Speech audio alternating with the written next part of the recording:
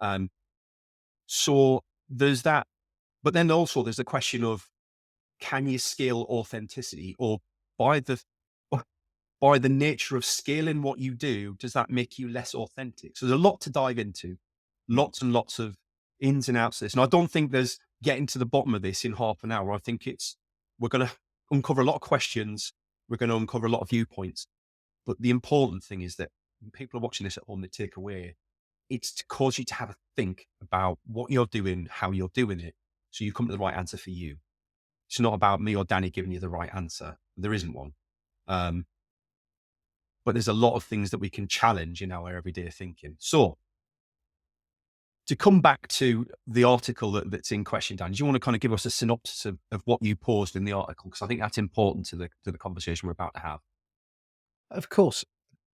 I'm very active on LinkedIn, as you know. I tend to post pretty much daily, and I love writing, but there's something about the short, punchy, almost clickbaity content that you can get in a post that just doesn't come across in a long form article.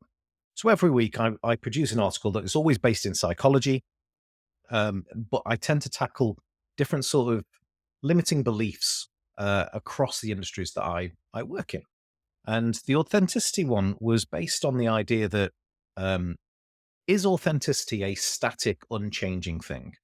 So if I'm Danny and I know what my core values are and I know what's important to me, if I stay true to myself and always exhibit those values, regardless of the context and situation I'm in, or the audience I'm around, or whether I'm on my own or whether I'm in public, um, is that is that what we intend to mean by authenticity? A sort of rigid, structured, um, I'm being myself, or is it the case that authenticity is still being true to yourself and what you believe, but how it manifests publicly or can be influenced by the social norms of the groups that you're in, which then implies that you will change things like your language, your behaviors, your appetite to risk, whether you'll be open to try certain things or not, whether you become more structured and organized or a bit more conceptual.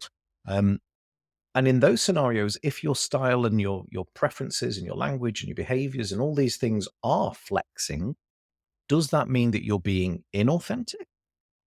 Does it mean that you could be perceived to be inauthentic? Or does it mean that authenticity is a bit of a myth, which was the title of the article?